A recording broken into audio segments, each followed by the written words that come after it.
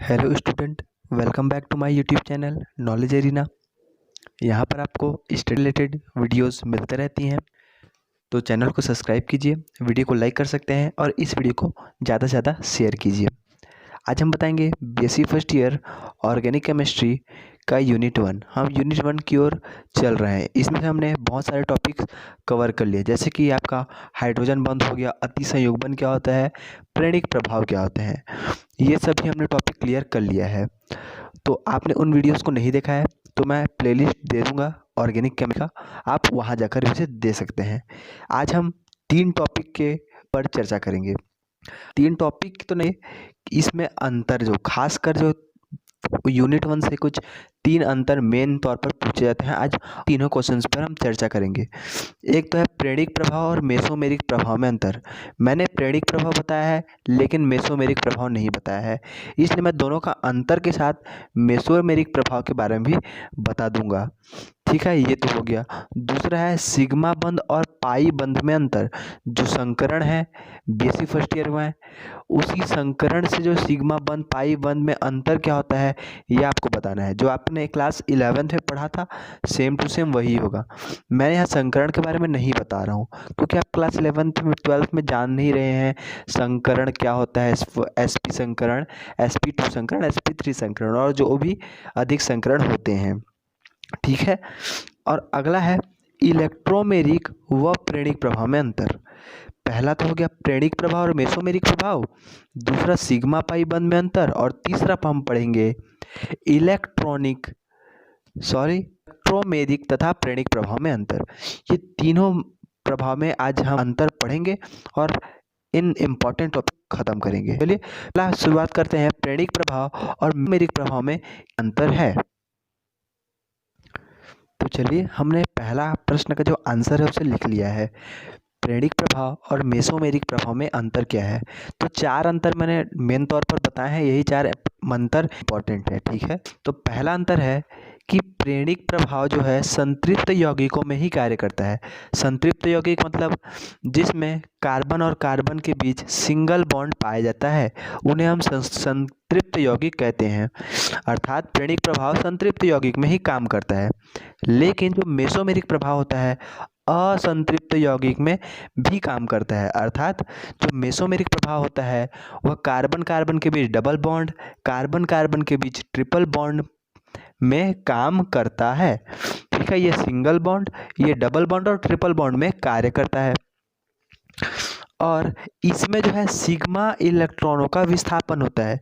Sigma मतलब जो single bond में पाए जाते हैं, अर्थात जो सिंगल बॉन्ड में पाए जाते हैं, ये वाला बॉन्ड कार्बन कार्बन के बीच सिंगल बॉन्ड में पाए जाते हैं, उन्हीं इलेक्ट्रॉनों का विस्थापन होता है। लेकिन इसमें पाई इलेक्ट्रॉन, क्योंकि डबल बॉन्ड में पाई इलेक्ट्रॉन भी पाया जाता है, पाई इलेक्ट्रॉन या जो जोड़े में इलेक्ट्रॉन होते हैं, अर्थात एक नहीं दो, इसमें सिर्फ एक ही इलेक्ट्रॉन का विस्थापन होगा, इसमें 2 इलेक्ट्रॉनों का साथ में विस्थापन होगा, यह कहना चाह रहा है। तो आपने पहला देखा इसमें संतृप्त यौगिकों का कार्य करते हैं और इसमें असंतृप्त यौगिकों में कार्य करता है। ठीक है, और इसमें दूसरा है प्रेरणिक प्रभाव में सिग्मा इलेक्ट्रॉनों का विस्थापन होता है, जबकि इसमें पाई इलेक्ट्रॉनों का या जोड़ों में रहने वाले इलेक्ट्रॉनों का विस्थापन होता है। तीसरा है प्रेरणिक प्रभाव में चौथे या 5वें कार्बन के बाद इसका प्रभाव समाप्त हो जाता है। आपने देखा होगा, मैंने एग्जाम्पल में बताया था कि चौथे या 5वें कार्बन के बाद इसका प्रभाव समाप्त हो जाता है। लेकिन जो मेसोमेरिक प्रभाव होता है वह पूरे अणु में संचरित होता है। ठीक है, ये तो इसमें चौथे 5वें में खत्म हो जाता है, लेकिन इसमें पूरे अणु में चलते रहता है। और चौथा और अंतिम अंतर है, जो प्रेरणिक प्रभाव होता है वह मेसोमेरिक प्रभाव के तुलना में कमजोर है, अर्थात दुर्बल है। ठीक है, क्या है? दुर्बल है। और जो प्रेरणिक और जो मेसोमेरिक प्रभाव है वह प्रेरणिक प्रभाव की तुलना में, आप चार्टर को नोट कर सकते हैं, यहाँ पर आपके लिए दिया है। ठीक है, या आप पेंसिल ले सकते हैं। ठीक है, तो मेसोमेरिक प्रभाव और प्रेरणिक में अंतर। ठीक, मैं मेसोमेरिक प्रभाव को ज़्यादा डेफिनेट नहीं है भाई, अंतर आप देख सकते हैं मेसोमेरिक प्रभाव नहीं सुट रही है, क्योंकि मेसोमेरिक प्रभाव से ज़्यादा प्रश्न नहीं पूछे जाते, पूछेंगे तो ये दोनों अंतर पूछ सकता है केवल। ठीक है, तो ये तो हो गया प्रश्न। दूसरा प्रश्न है सिग्मा बंध और पाई बंध में अंतर आना है। तो यह है प्रश्न क्रमांक दूसरा, सिग्मा बंध और पाई बंध में क्या अंतर है। हमें 3 अंतर मेन तौर पर मिल गया है।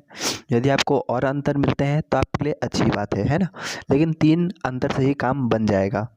पहला अंतर है सिग्मा जो बंध होता है वह एस एस एस पी और पी पी के समाक्ष अतिव्यापन से बनते हैं। आपने जाना होगा क्लास 11th में भी एस एस एस पी और पी पी के ही अतिव्यापन से हमें सिग्मा बंध बनता है।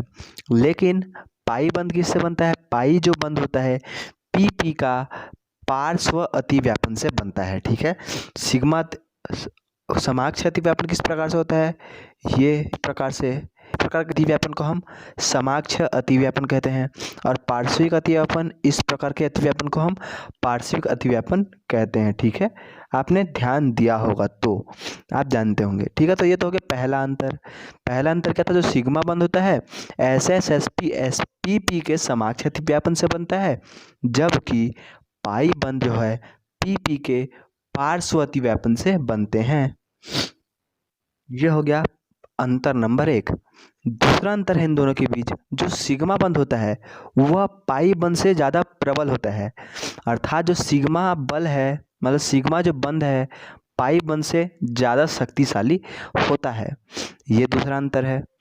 तीसरा अंतर है इन दोनों के बीच, जो सिग्मा बंध है, जो उस सिग्मा बंध में जहाँ इलेक्ट्रॉन की घनत्व है उसका अंतरनाभिकीय अक्ष के अक्ष पर, ये पर है ना, अक्ष पर दोनों नाभिकों के बीच रहता है।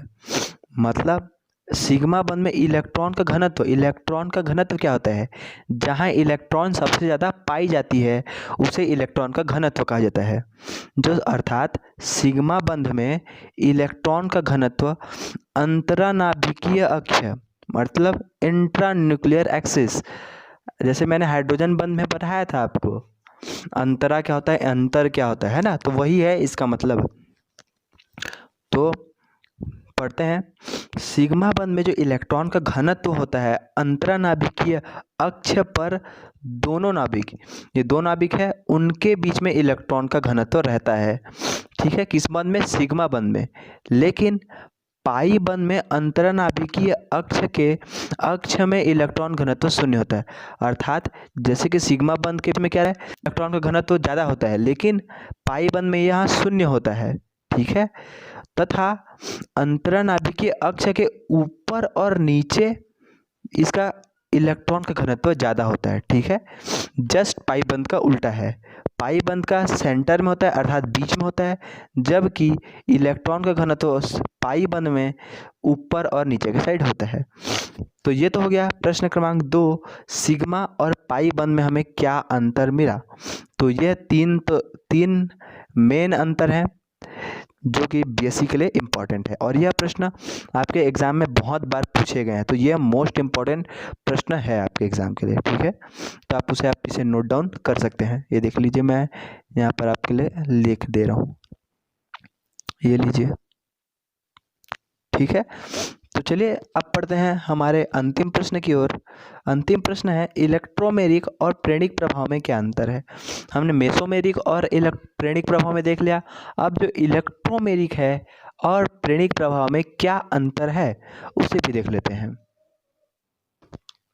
तो ये है आज का अंतिम प्रश्न, इलेक्ट्रोमेरिक प्रभाव और प्रेरणिक प्रभाव में अंतर। तो यहाँ 3 अंतर मैंने बताए गए हैं। तो पहला अंतर है प्रेरणिक प्रभाव में जो है सिग्मा इलेक्ट्रॉनों का आंशिक विस्थापन होता है। आपने देखा होगा प्रेरणिक प्रभाव में सिग्मा जो इलेक्ट्रॉन है उनका ही विस्थापन होता है, लेकिन वह विस्थापन पूरा नहीं होता, सिर्फ आंशिक थोड़े समय के लिए ही विस्थापन होता है, जैसे है ना। जैसे मैंने प्रेरणिक प्रभाव में आपको बताया था, प्रेरणिक प्रभाव में जो सिग्मा इलेक्ट्रॉन का आंशिक विस्थापन होता है, जबकि इलेक्ट्रोमेरिक जो प्रभाव होता है उसमें जो पाई इलेक्ट्रॉन का विस्थापन होता है वह पूर्ण विस्थापन हो जाता है। अर्थात जो पाई इलेक्ट्रॉन है पूर्णतः विस्थापित हो जाते हैं अपने स्थान से। तो ये है इन दोनों के बीच अंतर, इसमें सिर्फ आंशिक विस्थापन होता है, इसमें पूर्णतः विस्थापन होता है। यह है पहला अंतर। दूसरा अंतर है इन दोनों के बीच, प्रेरणिक प्रभाव जो होता है वह एक स्थायी प्रभाव है। प्रेरणिक प्रभाव क्या है? एक स्थायी प्रभाव है तथा इलेक्ट्रोमेरिक अस्थायी प्रभाव है। प्रेरणिक प्रभाव जो है हमेशा स्थायी रहेगा, बदलेगा नहीं, लेकिन इलेक्ट्रोमेरिक एक अस्थायी प्रभाव है, अर्थात यह बदलते रहता है। और तीसरा और अंतिम अंतर है इन दोनों के बीच, इलेक्ट्रोमेरिक जो प्रभाव है वह प्रेरणिक प्रभाव की तुलना में प्रबल है। मतलब इलेक्ट्रोमेरिक प्रभाव प्रेरणिक प्रभाव से ज़्यादा शक्तिशाली प्रभाव है। ठीक है, तो यह है 3 अंतर प्रेरणिक प्रभाव, इलेक्ट्रोमेरिक प्रभाव। और हमने आज बताया प्रभाव और इलेक्ट्रोमेरिक, प्रेरणिक प्रभाव और मेसोमेरिक, और सिग्मा और पाई बंध में अंतर। तो वीडियो आपको पसंद आती है तो इस वीडियो को लाइक कीजिए। चैनल पर नए हैं तो चैनल को ज़रूर से ज़रूर सब्सक्राइब कीजिए। तो मिलते हैं आपसे इसी तरह के लेटेस्ट वीडियो की तरह, तब तक के लिए धन्यवाद।